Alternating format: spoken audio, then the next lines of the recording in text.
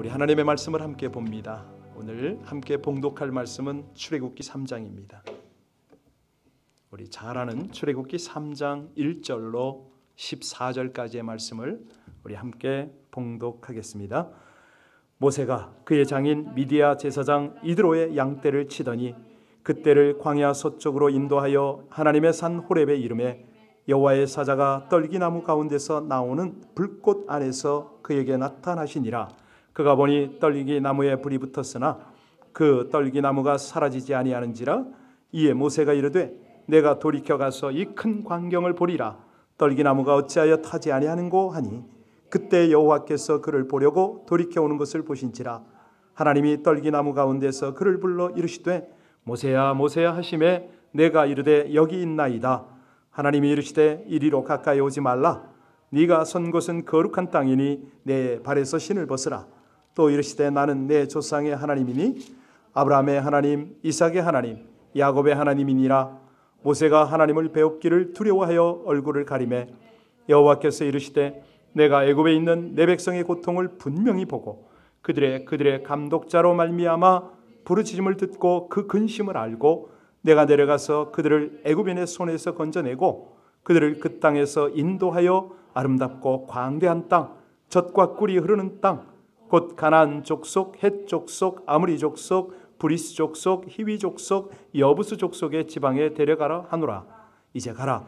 이스라엘의 자손이 부르짖음이 내게 달하고 애굽 사람이 그들을 괴롭히는 학대도 내가 보았으니 이제 내가 너를 바로에게 보내어 너에게 내 백성 이스라엘 자손을 애굽에서 인도하여 내게 하리라. 모세가 하나님께 아뢰되 내가 누구에게 바로에게 가며 이스라엘 자손을 애굽에서 인도하여 내리까? 하나님이 이르시되 내가 반드시 너와 함께 있으리라. 내가 그 백성을 애굽에서 인도하여 낸 후에 너희가 이 산에서 하나님을 섬기리니 이것이 내가 너를 보낸 증거니라. 모세가 하나님께 아뢰되 내가 이스라엘 자손에게 가서 이르기를 너희의 조상의 하나님이 나를 너희에게 보내셨다 하면 그들이 내게 묻기를 그의 이름이 무엇이냐 하리니 내가 무엇이라고 그들에게 말하리까? 하나님이 모세에게 이르시되 나는 스스로 있는 자이니라. 또 이르시되 너는 이스라엘 자손에게 이같이 이르기를 스스로 있는 자가 나를 너희에게 보내셨다 하라. 아멘. 여러분이 생각하는 모세는 어떤 지도자입니까? 네. 우리가 생각하는 것보다 참 많이 부족한 그런 점이 있는 사람인 건 분명합니다. 그리고 이상하게도 친근감이 느껴지는 그런 사람? 모세가 출생한 배경은 아시죠? 이스라엘이 애굽의 압제 아래에 있을 때 종살이 하던 그 시절에 태어나지 않습니까? 그때는 히브리족들의 남자아이가 태어나면 전부 그렇죠. 죽이라 명령을 내렸습니다. 모세의 어머니가 참 아들을 죽이지 못하고 석 달을 숨겼는데 더 이상 숨길 수가 없어서 어떤 상자에? 예, 그렇습니다. 어느 강에? 나일 강에. 때마침 그 강에 목욕하러 나왔던 이 공주와 그 궁녀들의 눈에 띄었지 않습니까? 그 길로 궁중에 들어가서 살았죠. 자, 하나님의 계획과 연출이 너무 기막혀서 우린 다 압니다마는 모세의 이름의 뜻이 뭐죠? 그렇습니다. 내가 건져낸다. 이런 뜻이죠. 물에서 건져냈기 때문에 지은 이름이기도 하고요. 자, 그렇다면 물에서 건져냄을 받은 자, 수동태가 되어야 되는데 건져낼 자, 능동태로 됐단 말이에요. 그죠? 예. 이게 무슨 암시인가요? 벌써 딱 왔죠. 장차 하나님의 백성을 건져낼 자다. 이름에서부터 그게 있었어요. 모세를 누가 키웠습니까? 그의 친어머니가 유모로 들어와서 키웠잖아요. 그러면 이 친어머니가 히브리족 아닙니까? 모세에게 뭘 가르쳤을까요? 네, 보나마나죠. 그래서 모세는 어릴 때부터 자기 이름에 숨어있는 하나님의 경륜을 알고 자랐다. 얼마든지 이해가 되잖아요. 그죠? 아니, 유대인은 어머니가 유대인이면 유대인이잖아요. 어머니가 유대인이니 얼마나 하나님을 힘없겠습니까? 그래서 모세는 어머니의 교육을 통해서 나는 언젠가 우리 백성들을 애굽으로부터 건져내야 된다. 그래서 그 모세가 막 갈고 닦고 하잖아요.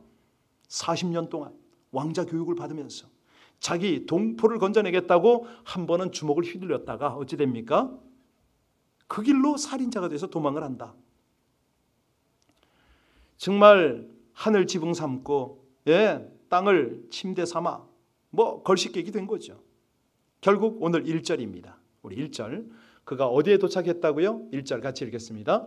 모세가 그의 장인 미디아 제사장 이드로의 양떼를 치더니 그떼를 광야 서쪽으로 인도하여 하나님의 산 호렙에 이르렀다. 여러분, 말이 목동이지 그의 전직이 뭐였다고요? 왕궁의 왕자의 신분이었습니다. 지금은 장인의 양을 치는 목동이 되어서 험한 사냐를 헤매고 있습니다. 밤낮 자기 백성 이스라엘을 잊을 수가 있겠습니까? 그리고 40년 세월을 보냈습니다. 아니, 말이 광야지. 그 광야의 40년 세월 한번 생각해 보세요. 화려했던 자기의 그 과거를 떨쳐내야 되고 이제는 나이가 80이 됐습니다. 지금까지 자기가 그렇게 계획을 하고 언젠가 기회만 잡으면 내가 한번 쿠데타를 일으키던 뭔가 하리라 별 생각을 다 하지 않았겠어요? 그런데 지금은 어떤 상황이요? 늙은 상태로 양의 젖이나 짜며 남은 세월을 보내고 있었습니다. 바로 그때 2절에 보니까 하나님이 이 모세 앞에 나타났다. 여러분, 이거 아세요? 내가 기력이 다 빠졌어.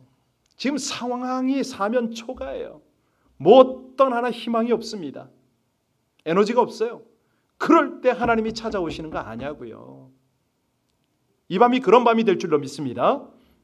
하나님은요, 이 실패를 통해서 실수를 통해서 모세를 부르시잖아요. 그러니까 다시 말하면 우리가 정말 실패한 상황 같은 때에 하나님이 찾아오신다. 다른 말로 하면 포기하면 안 된다. 민감하라. 이런 거 아니겠어요? 어느 교장 선생님이 참 훌륭한 교장 선생님이 계신데 이분이 설교도 참 잘하셨어요. 틈만 나면 학생들한테 고등학교에서 체프를 하는데 아이들한테 이 얘기를 합니다. 너희들 인생 살아갈 때 참 어려움 많다. 너희 힘으로는 도저히 해결할 수 없는 그런 인생의 문제가 산적하다.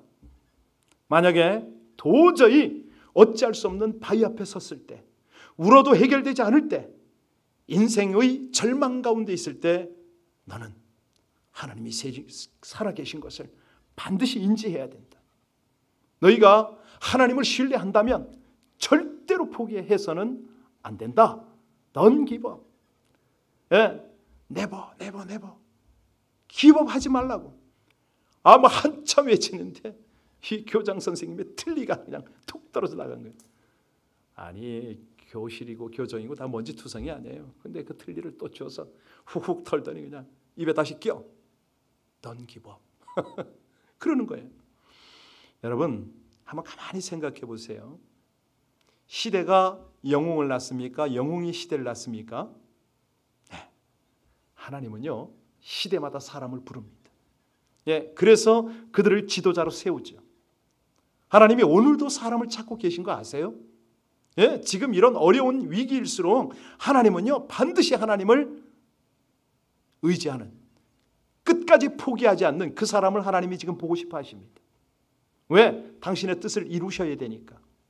하나님의 부름을 알고 하나님을 섬기기 위한 준비된 그 사람. 여러분, 우리가요, 오늘 제목이 뭐죠? 지도자. 그러면 흔히 남을 지배하고 다스리는 사람을 연상하잖아요. 나라의 정권을 잡은 사람, 회사의 사장, 어떤 단체의 기관장, 이런 사람은 지배자입니다. 지배자. 지도자하고는 다릅니다. 다른 사람을 넘어뜨려서 싸워서 이겨서 얻은 그런 자리 있잖아요. 그런 자리는 지배자는 될지 모르지만 지도자는 될 수가 없습니다. 지배자는 군림하는 사람입니다. 그런데 오늘 설교 제목이 뭐라고요? 혼자 보지 마시고 띄워주세요. 예, 지도자는 어떤 사람이냐? 섬기는 사람입니다. 지도자는 부러움의 대상이 아니고 존경의 대상입니다. 우리 시대에 불행이 있다면 뭐냐면 지배자는 많은데 지도자가 없다는 겁니다. 그러니까 다시 말씀드립니다. 지도자는 부러움의 대상이 아니고 존경의 대상이다. 성공한 정치인이 부러움의 대상이 될지는 모릅니다. 그러나 그들이 존경의 대상이 되긴 힘들죠. 많은 기업가들, 재벌가들, 이런 사람들 부러움의 대상이 될 수는 있어요. 그러나 존경의 대상이 될 수가 없습니다. 큰 교회, 큰 어떤 인물들 부러움의 대상이 되지요. 자, 이러는데 이제 진정한 존경을 할 수가 없는 이런 시대가 참 불행한 시대인데요. 자, 그러면 우리는 어떤 지도자를 생각해야 되느냐? 임지가 앞뒀다고 이런 말씀을 하느냐? 예, 그렇습니다. 바른 지도자는 뭐냐면요, 언제나 자기를 부정하는 사람이죠. 왜요? 하나님의 영광만 생각합니다. 다시 말합니다. 진정한 지도자는 자기는 죽고 다른 생명을 살리려고 애쓴다. 그러니까요, 지배자란 어떤 인물이냐면 한때는 뭔가 지배하는 것 같은데 결국은 사라집니다. 역사 속으로 사라지죠. 정치가도 사라지고 심지어는 이 교단의 총회장 이런 직분 다 사라집니다. 그 의미 별로 없어요. 그런데 어떤 분들은 지속적으로 죽어도 존경을 받느냐? 손양원 아시죠? 또 주기철 이런 목사님들. 이런 분들은 계속 우리 교회 안에 살아 계셔요. 우리 군왕들은 다 사라지죠. 그런데 민족적으로 정말로 섬겼던 그런 어떤 이런 인물들 역사 속에 계속 살아 숨쉬고 있죠. 그래서 지배자는 땅이 쓰는 사람이다. 이렇게 이해하면 되겠고요. 예, 그러니까 이제 기업에 필요하고 정당이 필요하죠. 그런데 지도자는 어디에 쓰이는 사람이에요? 그렇죠. 하나님께 쓰는, 하나님이 쓰시는 사람이에요. 이게 지도자예요. 다시 말합니다. 지도자는 하나님이 보내시고 하나님이 세운 사람이다. 그래서 하나님의 사람들은요, 지배자가 아닌 지도자로 살아가야 되는데 어떤 능력으로 할 거냐? 진정한 능력이 뭐냐? 오늘 이걸 나누는 겁니다. 이거를. 여러분 아시잖아요. 우리가 저부터 하나님의 부름을 받고 하나님의 일꾼이 되었다. 이거는 기적 중의 기적이거든요. 다시 말하면 하나님께 붙들리고 쓰임 받는다는 그 자체가 얼마나 큰 축복이잖아요. 행복이잖아요. 예, 사람들의 행복은요, 내가 가치 있는 존재다. 자기의 정체성 이거를 깨닫는 데 있는 거 아닙니까? 그런데 그걸 딱 깨달았는데 어떤 일에 내가 쓰임 받느냐? 내가 무엇을 위해서 사느냐? 여기에서 평가가 달라지죠. 그래서 우리가 이 저녁에도 하나님 앞에 있는 이유가 뭡니까? 하나님의 역사 앞에, 하나님 앞에 쓸모있는 우리 인생이 되느냐? 이것 때문에 있는 거 아닙니까? 우리 친교실에 가면요, 찬장을 열면요, 쫙 그릇이 있어요.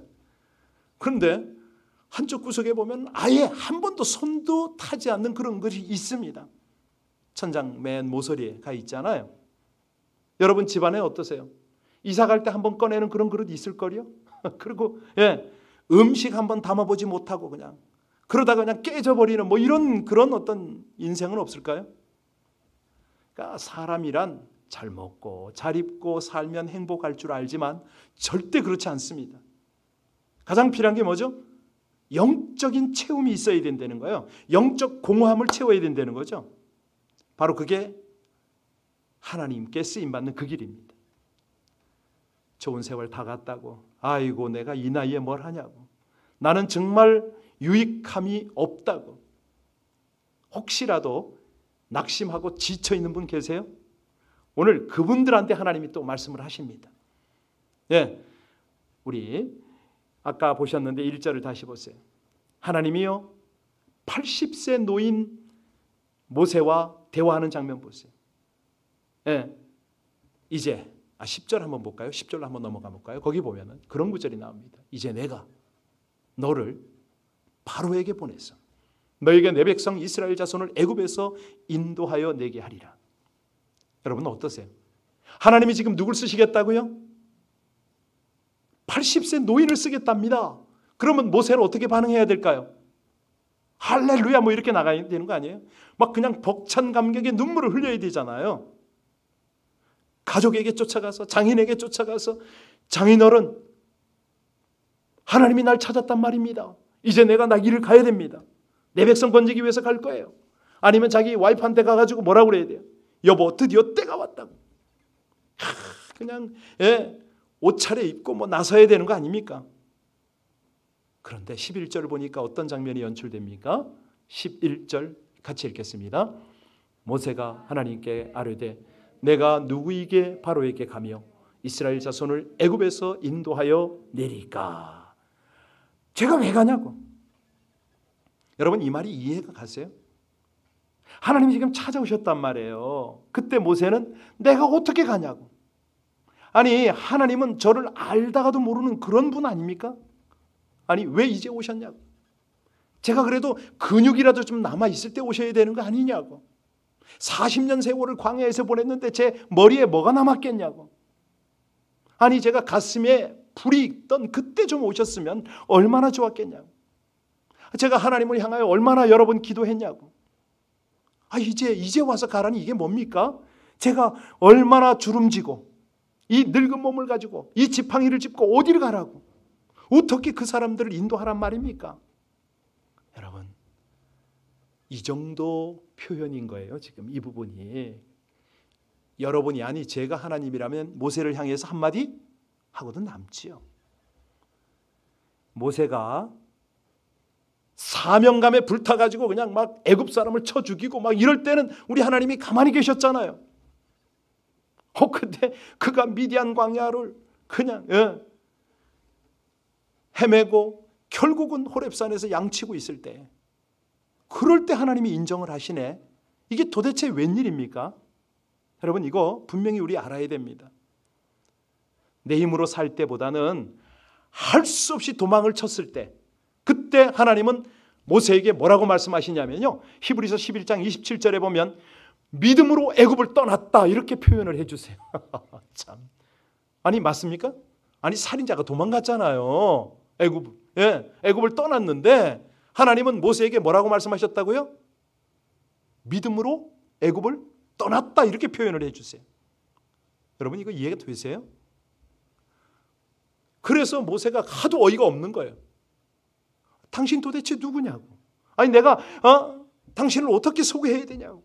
14절 보시겠습니다. 14절 보시면 우리 하나님 뭐라고 말씀하십니까? 하나님이 모세에게 이르시되 나는 스스로 있는 자니라. 또 이르시되 너는 이스라엘 자손에게 이같이 이르기를 스스로 있는 자가 나를 너희에게 여기 I am that I am 그러잖아요. 나는 나다. 내 맘대로 한다. 하나님이 부르면 사명장거고 버리면 소용없는 거다. 80살에 불러도 하나님이 쓰시겠다는 거죠. 120살에도 난 얼마든지 부를 수가 있다. 여러분 참 이렇게 하나님 앞에 말씀을 들으면 우리는 어찌해야 됩니까? 여러분 어찌하시겠어요? 잠잠해야죠. 가만히 있어야 되죠. 아니 하나님 날 왜 이렇게 만들었냐고. 이 늙은 나이에 이 힘 빠진 상황에 어떻게 오셨냐고 이렇게 말할 수가 있겠냐 이거예요. 근데 여기서 참 중요한 게 이 현장이 어디라고 그랬죠? 호렙산입니다. 호렙산이 다른 말로 무슨 산인지 아세요? 그렇죠. 신의 산. 와우. 맞습니다. 제 고향이 설악산인데 설악산에 가면 대청봉이 있어요. 제일 꼭대기. 그런 개념으로 이해하시면 됩니다. 호렙산과 신의 산 같은 산이에요. 동일한 장소인데 산 전체, 산 등성이 전체는 호렙산이고 산 정상, 산 꼭대기는 신의 산이다. 그런데 이 호렙산에 가장 많은 나무가 있었으니 그 나무가 어떤 나무더라? 2절 다시 보십니다. 2절에 보시면 나무 이름이 거기 나오죠. 2절로 돌아가서 같이 읽겠습니다. 여호와의 사자가 떨기나무 가운데서 나오는 불꽃 안에 그에게 나타나시니라. 그가 보니 떨기나무 불이 붙었으나 그 떨기나무가 사라지지 아니하는지라. 떨기나무가 가시나무를 말합니다. 이 호렙산 광야에 많은 나무, 이 떨기나무, 구불구불하고 쓸모없는 나무가 바로 가시나무였죠. 이게 무슨 뭐 석가래 까면 고사하고 그냥 가시떨기, 천덕꾸러기 그런 나무였습니다.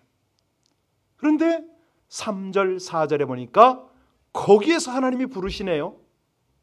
떨기나무에서. 아니 확 열기 한번 붙어서 그냥 불타버리면 아무것도 없는데 푹 꺼지는 거기서 하나님이 부르셨다고요. 우리 3절, 4절 같이 볼까요? 이에 모세가 이르되 내가 돌이켜 가서 이 큰 광경을 보리라. 떨기나무가 어찌하여 타지 아니하는고 하니 그때에 여호와께서 그가 보려고 돌이켜오는 것을 보신지라. 하나님이 떨기나무 가운데서 그를 불러 이르시되 모세야 모세야 하시매 그가 이르되 내가 여기. 여러분 이 보잘것없는 떨기나무가 무엇으로 연상이 되세요? 모세? 맞아요. 또요? 예, 애굽에서 노예살이하고 있는 히브리 백성이 떨기나무 같잖아요. 바로 그거죠. 40년 동안 남의 종살이하고 있는 모세를 상징하는 거고, 예, 그 불쌍한 이스라엘 백성들을 지금 상징하는 게 이게 떨기나무 아닙니까? 그거예요. 자, 그런데 이 떨기나무가 불이 붙었는데 타더라 안 타더라? 예, 보통 불이라는 건요, 이 연소할 때에 뭔가 탈 게 있어야 이 유지가 되는 거 아니에요? 그런데 떨기나무 혼자 불에 타고 있네요. 이게 무슨 의미예요? 하나님이 왜 이런 연출을 하세요? 모세야, 너는 40년 전에 네 자신을 태워서 네 일을 하려고 했지? 네가 네 스스로 뭘 하려고 하니까 홀라당 다 타고 아무것도 남는 게 없지 않냐, 이 말씀입니다. 잘 들으셔야 돼요. 예. 네가 아니 그 몇백 파운드 나가지도 않는 그 몸을 가지고 어떻게 그 땔감이 될 것 같으냐? 여러분 여기서 우리 많은 걸 깨달아야 되는데요. 이 본문을 통해서 저는 그런 도전을 받았어요. 너 쉽게 지치고 쉽게 힘들어하지? 그 이유가 뭔지 아니? 뭘까요? 자신을 태우는 방법을 모르는 거예요. 자기 태우는 방법. 아니 우리가 기껏해야 24시간이나 땔감이 되나요? 예, 아니에요. 하나님이 지금 그걸 교훈하고 계세요. 5절 한번 보시겠어요? 자, 5절 보면 이제 서서히 풀립니다. 이 하나님의 메시지가 풀리는데요. 같이 읽겠습니다. 하나님이 이르시되 이리로 가까이 오지 말라. 내가 선 곳은 거룩한 땅이니 내 발에서 신을 벗으라. 신을 벗으라. 예, 끝났다 이거예요. 다 끝났다. 너 죽었다 이 말입니다. 공주의 아들이 되어서 애굽에서 그렇게 신고 있던 신발 벗어. 네가 가지고 있는 학문, 너의 경험, 그것도 다 벗어라. 옛날의 그 자존심, 그 가오다시 다 벗어라. 이제 네 발에 남은 거 절망이지? 그 절망도 좀 벗어버려. 네 발로 걷던 모든 방법들 다 내려놔. 한마디로 겸손하라고 말씀하십니다. 다른 말로 하면은 네 발로 걷지 말고 하나님이 인도하는 거기를 걸어라 이 말씀이죠. 여러분 그 당시에 신발을 벗고 사는 사람들이 어떤 사람들이었습니까? 노예예요. 노예. 예. 신발 벗고 그냥 노예 생활하는 거예요. 그러니까 네가 이제 가긴 가는데 사령관으로 가는 게 아니라 하나님의 종으로 간다는 거예요. 그게 바로 진정한 지도자입니다. 여기에 능력이 붙는 거죠. 여러분 이렇게 언젠가 저한테 이제 가끔 이렇게 추천서 쓰라고 이렇게 오는데 이제 보면 이제 이력서를 쭉 쓰잖아요. 여러분 이력서의 뜻을 아세요? 리라고 쓰는데 한자로 쓰는데 그 리자가 무슨 소리냐면 밟을 리입니다. 밟을 리. 력자는요. 신바닥 력이에요. 쉽게 말하면 자기 발로 걸어온, 자기 신발을 신고 걸어온 경로를 쓰는 거예요. 자기가 다닌 자취를 쓰는 게 이력이에요. 그런데 하나님께서는 지금 뭐라 그래요? 발을 벗어라. 이력서 다 내어 버려라.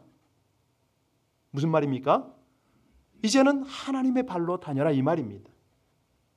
그러니까 하나님을 믿는 것과 하나님의 일은 내 이력서, 내 경험, 내 힘으로 하는 게 아니다. 아멘입니까? 예, 그렇습니다. 하나님의 일은 언제부터 시작되느냐? 자포자기한 그때. 자포자기하면 그때부터 시작이 됩니다. 다시 말씀드립니다. 인생의 마지막이 누구의 시작이다? 하나님의 시작이죠. 바로 이거예요. 바로 이거. 우리 인간들이요, 힘 다 빠지고 궁지에 몰렸을 때가 곧 그때가 어떤 일을 시작하는 때다? 예, 하나님의 일을 시작하는 때입니다. 40년 전에 모세는요, 큰 나무가 아니면 큰 불을 일으킬 수 없다고 생각을 했습니다. 큰 인물이 아니면 큰 일을 할 수 없다고 생각한 거예요. 그래서 그 일을 자기가 하려고 지금 내가 왕자로서 이 애굽의 학문을 다 배우고 인맥을 다 동원하고 능력을 쓰면은 이 재능과 학식과 경험으로 이스라엘 백성들을 구할 수 있겠지라고 생각했어요. 그런데 그 생각이 하루아침에 풍지박산이 난 거예요. 하나님이 그 잘 나가는 백향목을 태우고 그랬으면 얼마나 좋았겠어요. 지금 뭘 태우고 계세요? 예, 가시떨기나무를 태우고 있습니다. 아이고, 그런데 그 몇 폭이 되지 않는 그 떨기나무에 불이 안 꺼졌다 이거예요. 불이 안 꺼졌어요 지금. 예. 그러니까 여기에는 엄청난 하나님의 메시지가 있어요. 왜냐하면 모세의 인생이 80년을 살았기 때문에 한 번만 봐도 알 거 다 알잖아요. 지금 다 이게 깨닫는 거예요. 하나님의 손에 붙들리는 게 얼마나 중요한지. 예, 내가 백향목처럼 진짜 제목처럼 생각했을 때는 내 인생 다 끝나더라. 예, 결국은 내가 이 떨기나무처럼 저렇게 가시나무처럼 그냥 꺾여지고 볼품없는 이런 인생이 되고 나니까 하나님이 나를 만나시네. 이제 일하자고 그러시네. 바로 이겁니다. 우리를 향한 메시지가 바로 이거예요. 내가 너에게 대단한 사람이라고 생각하고 사명 주는 줄 아느냐?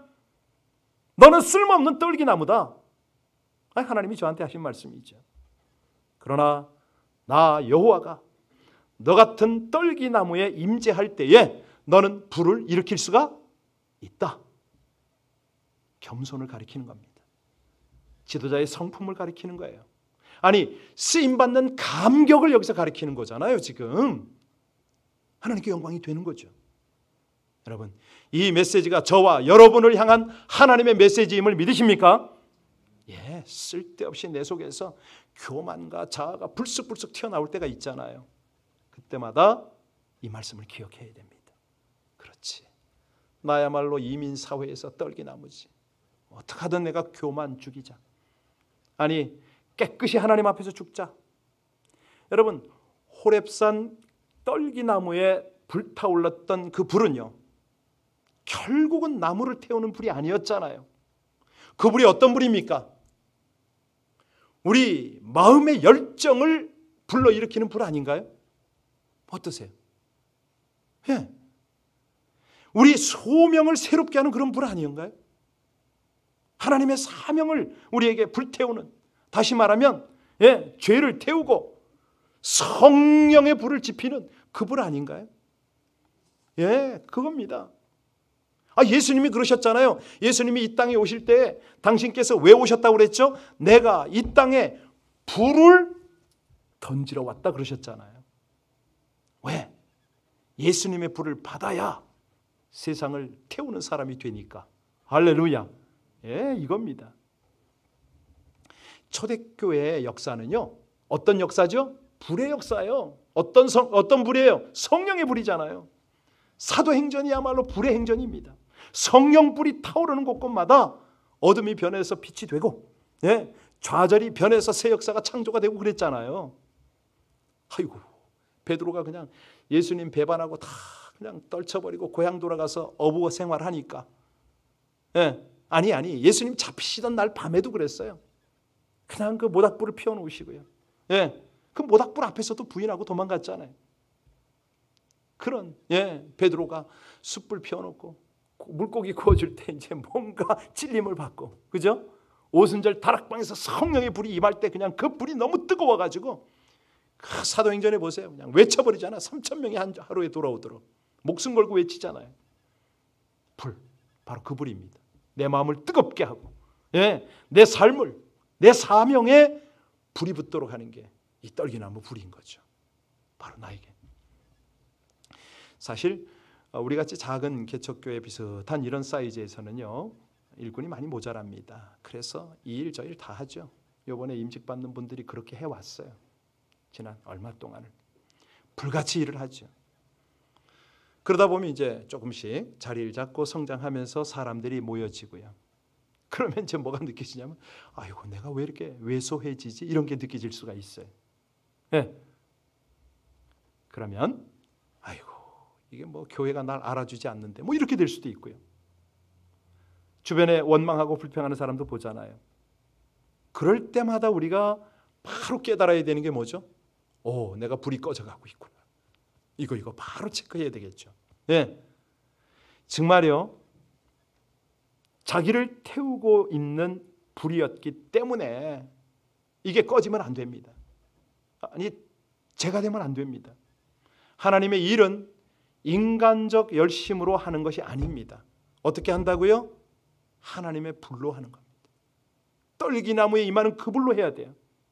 자, 그리고 이 떨기나무에서 모세가 경험한 거는 가능성이잖아요. 나 같은 노인도 할 수 있구나. 나 같은 떨기나무도, 가시떨기도 하나님이 붙들어주면 내가 일어날 수 있구나. 우리 하나님께서는요, 연료에 상관이 없습니다. 연소에 필요한 모든 것도 필요 없습니다. 그냥 불을 일으키세요. 보잘것없는 어부도 사도로 만드시고요. 성령의 불을 일으켜서 오늘까지도 세계 열방 가운데 복음이 전파되게 하시잖아요. 마른 막대기 같은 아브람과 사라를 통해서 이삭을 잉태케 하고 출산해서 믿음의 조상이 되게 하고. 그래서 사도 바울이 그러잖아요. 하나님의 미련한 것이 사람보다 지혜롭고 하나님의 약한 것이 사람보다 강하다. 분명하잖아요. 아니, 오죽하면은 그 메말은 아론의 싹난 지팡이 아시잖아요. 그 지팡이에서도 싹이 나게 하시는 분 하나님 아닙니까? 여러분 혹시라도요, 오늘 내가 너무 지친다, 진짜 힘들다, 도대체 이게 무슨 뭐냐라고 이런 어떤 생각을 한 번이라도 한 사람이 있다면 오늘 본문 말씀 제대로 적용해야 됩니다. 그렇구나, 한 떨기에 이 가시덤불 같은 인생, 여기에 불이 필요하구나. 바로 이거죠. 아니, 하나님이 함께 하시는구나, 이걸 믿어야 되는 거죠. 모자라도 하나님이 부르시면 아멘 하는 거고요. 그러면 하나님이 감당할 불을 주시는 거죠. 우리가 거절하면 어떻게 될까요? 우리 하나님 가만 계시지 않아요. 천길 만길 낭떠러지까지 쫓아오십니다. 달아나면 달아나는 데까지 쫓아오세요. 뭐 그냥 다 손발로 온몸 묶어서라도 하나님 끌고 오세요. 우리가 그렇게 할 것이 아니라 미리미리 알아서 순종을 하면 우리 하나님이 불 가운데서 우리를 만나 주심을 믿으시기 바랍니다. 자, 그러면 진정한 하나님의 종들, 지도자들, 영적 지도자들의 실력이 뭐냐? 학일까요? 지식일까요? 백그라운드인가요? 어떤 목사는 그냥 뭐 나 40일씩 금식을 몇 번 했다, 뭐 명함에 쓰고 뭐 이런 분도 들어봤는데 어떤 목사님은 내가 운동을 얼마나 했는지 아느냐고, 유도, 태권도, 합기도 합쳐서 뭐 16단이라고 뭐 이런 분도 봤어요. 여러분, 이런 것들은 자랑거리가 아니죠. 주의 종들은 실력이 아닙니다. 여러분, 지도자로서, 주의 종으로서 가장 갖춰야 될 게 뭔지 아세요? 뭘까요? 가장 완전한 실력이 뭔지 아세요? 청종과 순종입니다. 뭐라고요? 하나님의 뜻을 분별하고 거기에 순종하는 사람을 하나님이 들어 쓰신다는 거예요. 그것밖에 없어요. 교회와 신앙 공동체 진정한 지도자가 누구냐?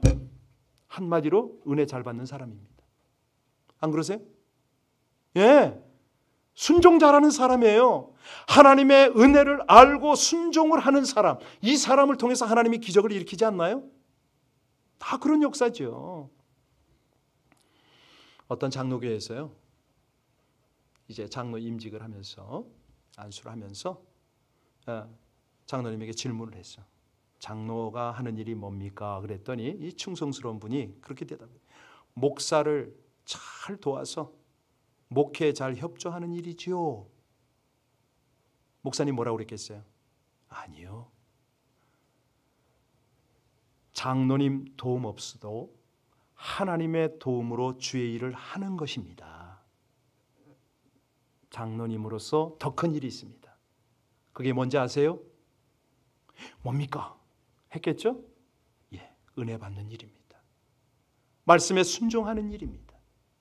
은혜 받지 않고 일을 하려고 그러면 시험이 들잖아요. 힘이 들잖아요. 지치잖아요.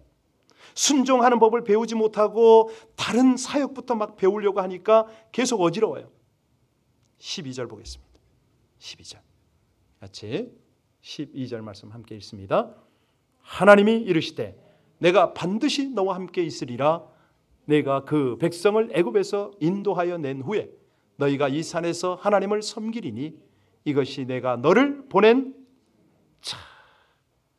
모세는 이 하나님의 부르심 앞에 뭐라고 대답했습니까? 내가 누구간데 어떻게 당신의 일을 감당할 수 있습니까? 이 물음에 우리 하나님은 뭐라고 그래요? 내가 반드시 너와 함께 있으리라. 이렇게 말씀하시잖아요. 내가 누군지 아느냐? 나는 스스로 천지창조를 한 스스로 일을 하는 하나님이 아니냐. 내가 너와 함께 하마. 그러니까 이제 모세가 딱 알아들었어요. 그렇구나.